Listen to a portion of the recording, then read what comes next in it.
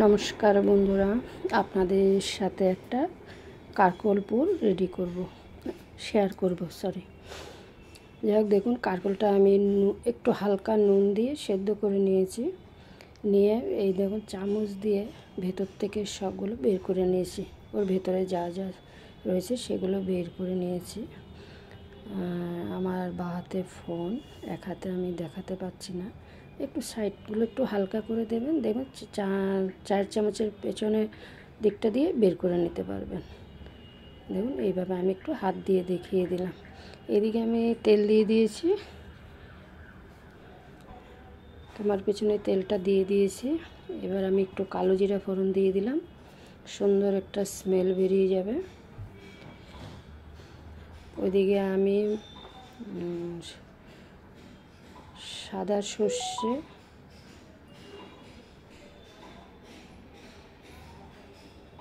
তেলের উপর চিংড়ি মাছটা দিয়ে দিলাম। আপনারা চাইলে আগে চিংড়ি মাছটা ভেজে নিতে পারেন, কিন্তু চিংড়ি মাছ তো বেশি ভাজলে শক্ত হয়ে যায়। তাই আমি কালো জিরা ফোড়ন দিয়ে চিংড়ি মাছটা ওই তেলেই আমি একটু হালকা ভেজে নিচ্ছি।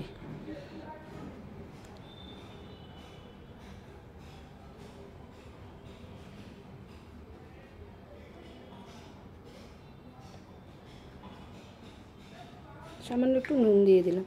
এদিকে আমি সাদা সর্ষে, কালো সর্ষে, কাঁচা লঙ্কা আমার কম ছিল বলে আমি একটু শুকনো লঙ্কাও অ্যাড করেছি। আপনারা কাঁচা লঙ্কা দিয়ে শুধু করতে পারেন।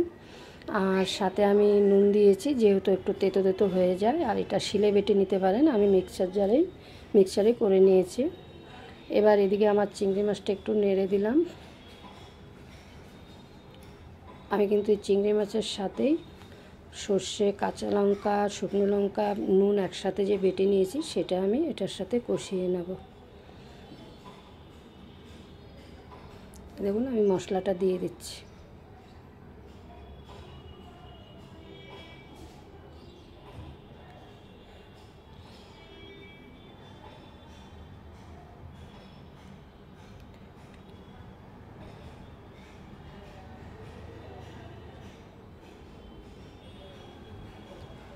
এই 4 চামচের হাফ চামচ হলুদের গুঁড়ো দিয়ে দিলাম। আমি যে মিক্সচারের জারটা আছে ওটা আমি অনেকটাই মশলা লেগে রয়েছে, ওইটা আমি ধুয়ে এই মশলার সাথেই অ্যাড করে দেব। এদিকে আবার এই দেখুন কারকলগুলো আপনারা যতটুক কারকল বানাবেন সেই অনুযায়ী মশলাটা নেবেন। আমি তো এখানে মোটামুটি পরিমাণ বলে দিচ্ছি। 3 চামচ সাদা সর্ষে, 2 চামচ কালো সর্ষে, ঝালটা আপনাদের স্বাদ অনুযায়ী।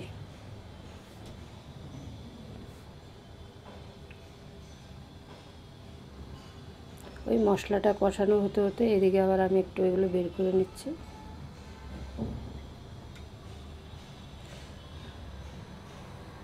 বলেছিলাম আমি জারটা ধুয়ে একটু জল দিয়ে দিলাম, কেন মশলাটা নষ্ট করে লাভ নেই।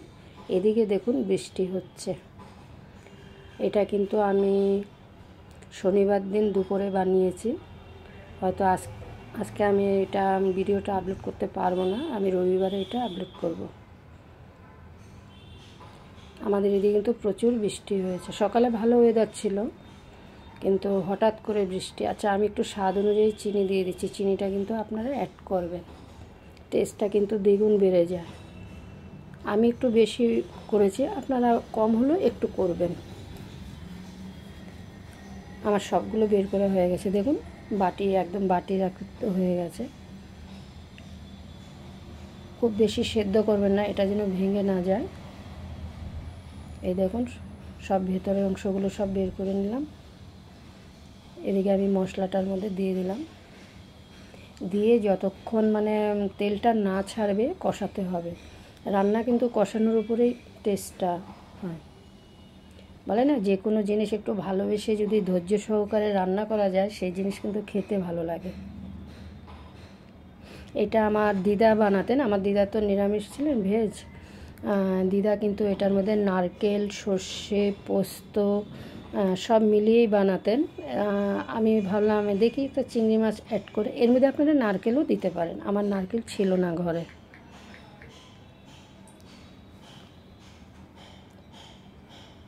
আবার আপনাদের সাথে রান্নার মাঝে বৃষ্টিটা শেয়ার করছি, কী পরিমাণ বৃষ্টি হতে পারে।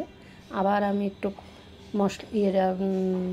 মানে যেটা স্টাফিংটা দেবো সেটা আমি কষাতে আপনাদের সাথে আবার মাঝে মাঝে বৃষ্টিটা অ্যাড করছি। এখন আমি বারান্দায় চলে এসেছি, দেখুন বৃষ্টি তার সাথে হাওয়া, মানে ঝড়ের মতো বৃষ্টিটা হচ্ছে। এর আগে আমি রান্নাঘরের জানলা দিয়ে দেখিয়েছিলাম, এখন কিন্তু আমি ব্যালকনিতে চলে এসেছি। বুঝতেই পারছেন কী পরিমাণ বৃষ্টি হচ্ছে। আর ওদিকে তো জল জমে একাকার, আমাদের দিকে জল জমে না, দেখুন আমার বারান্দায়ও জল চলে আসছে, মানে যেহেতু হাওয়া দিচ্ছে। আবার মাঝে মাঝে আমি এটা একটু নেড়ে দিতে হবে, পোড়া লেগে গেলে তো গন্ধ হয়ে যাবে, খাওয়া যাবে না। এটা কিন্তু সাদা ভাতের সাথে, গরম গরম সাদা ভাত, আর এরকম যদি 2 পিস কারকলপুর হয়, আমার মনে হয় আর কিছু লাগে না। আমাদের বাড়িতে সবাই খেতে ভালোবাসে। আপনারা চাইলে এই যে জিনিসটা বানাচ্ছি স্টাফিংটা, এটা আপনারা বেশি করেও করে রাখতে পারেন। যখন ইচ্ছে হলো, আমি যেমন 8 পিস বানিয়েছি, আমি কিন্তু সব বানাবো না, আমি 4 পিস বানাবো। আমি বাকিটা ঠান্ডা হয়ে গেলে ফ্রিজে রেখে দেবো। আমি হয়তো রাতেও বানাতে পারি, আবার পরের দিনও আমি একটু বানিয়ে দিতে পারি।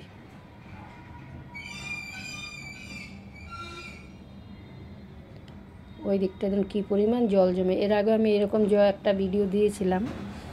আজকে কিন্তু এদের ঘরের ভেতরে ঢোকে নেই, যেহেতু দরজার সামনে 3টে ইট দিয়ে উঁচু করে দিয়েছে, পাইপটাও পাল্টিয়েছে। আমাদের ঈশ্বরের কৃপায় আমাদের এই সাইডটায় কিন্তু জল জমে না। একই দেখুন, রাস্তার এই পারে আমি, ওই পারে এরা, কিন্তু ওই পারে জলটা জমে যায়, খুবই কষ্ট। আর সারা আমাদের কলকাতা তো জলে মগ্ন, প্রত্যেকেরই কষ্ট। আমরা তাও ঈশ্বর কৃপায় অনেক ভালো আছি, মানুষ তো অনেক দুর্যোগে আছে, সবই জলের তলায়। খারাপও লাগে, কিন্তু প্রকৃতির সাথে তো আমরা কেউই পারবো না, যখন যেটা হবে হবেই, সেটা আমরা কেউ আটকাতে পারবো না। আপনাদের সাথে একটু শেয়ার করি, আমার বেশ ভালো লাগে। তা আমার ভিডিওগুলো আপনাদের কেমন লাগে কমেন্ট করবেন, কমেন্ট করতে আমার খুব ভালো লাগে।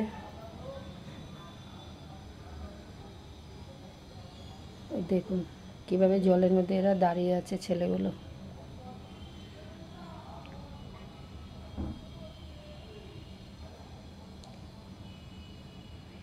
পাইপ লাগিয়েছে, তার সত্ত্বেও জলটা বেরোচ্ছে না, এখন আবার পাইপ ছাড়িয়ে দিচ্ছে। এদিকে আমি বসিয়ে দিয়েছি সাদা রিফাইন তেল বসিয়ে দিয়েছি, এটা কিন্তু ডিপ ফ্রাই হবে। এখানে আমি চালের গুঁড়ো নিয়েছি 2 চামচ, ময়দা দিয়েছি 1 চামচ, বেসন দেব 3 চামচ। আপনারা আবারও বলছি, পরিমাণ বুঝে কিন্তু ব্যাটারটা তৈরি করবেন।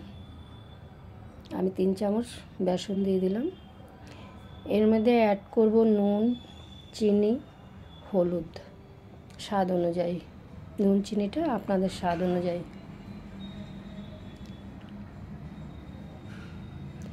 আর এটা কিন্তু সঙ্গে সঙ্গে ভেজে খেতে হয়, করে রাখলে কিন্তু ঠান্ডা হয়ে গেলে ভালো লাগে না। আমি একসাথে একটু মিশিয়ে নিচ্ছি চামচ দিয়ে।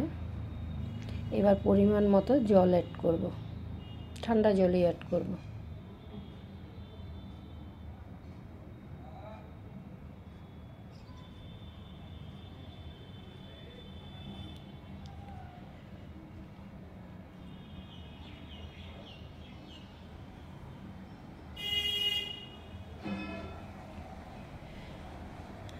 কেউ যদি বাড়িতে বানিয়ে খেয়ে থাকেন সেটাও কমেন্ট করবে, কীভাবে বানিয়েছেন সেটাও কমেন্ট করবে। আপনাদের মতো আমি বানানোর চেষ্টা করব, কেন সবার রান্না তো এক নয়, এক একজনের রান্নার ধরন আলাদা।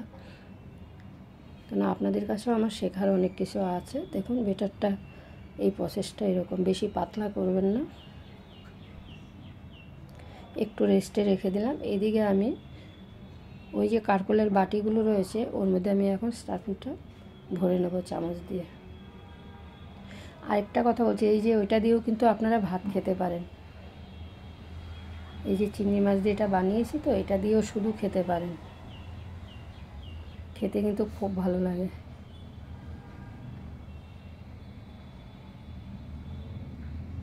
এইভাবে পুরোটা ভর্তি করে নেবেন। এবার আমি ব্যাটারটার মধ্যে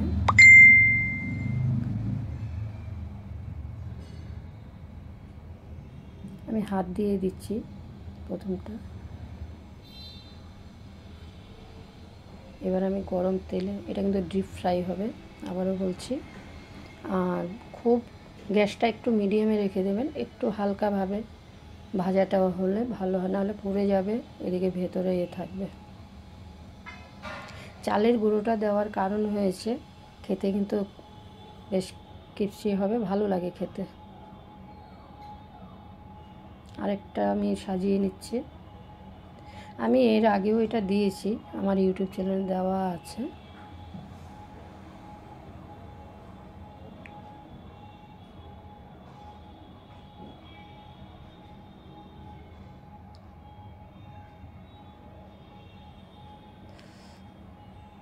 আমি আরেক পিস ছেড়ে দিলাম, তেলটা ছিটে চলে আসলো।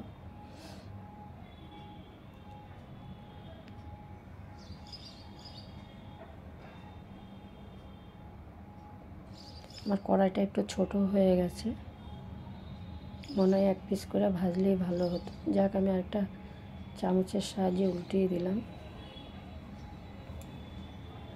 দেখুন আমার কিন্তু ভাজা একদম হয়ে গেছে, দেখতে কত লোভনীয় হয়েছে, একবার দেখুন।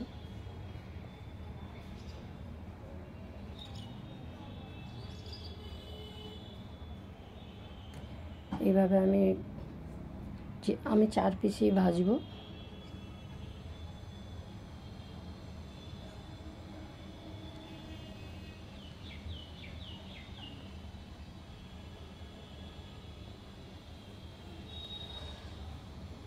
আমি একটু গ্যাসটা কমিয়ে দিলাম, এদিকে আমার মেয়েকে আমি খেতে দিয়ে দেবো।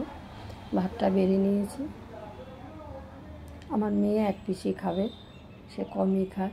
এদিকে মাছের লেজ, কেননা ছেলেদেরকে, অনেকের বাড়িতে ছেলেদেরকে মাছের লেজা দেয়, এটা কিন্তু আমার একেবারেই পছন্দ না, মেয়েরা লেজা খাবে। আর যদি বেশি লেজা থাকে, এইভাবে ইলিশ মাছের লেজাটা বের করে শুকনো লঙ্কা ভেজে, পেঁয়াজ ভেজে, নুন দিয়ে বেশ মাখা করে নিতে পারেন, গরম ভাতের সাথে কিন্তু বেশ লাগে খেতে। একটু কাঁটাটা বেছে নেবেন। তাহলে আমি এইখানেই শেষ করছি, আবার নতুন ভিডিও নিয়ে দেখা হবে। ভালো থাকবেন, সুস্থ থাকবেন।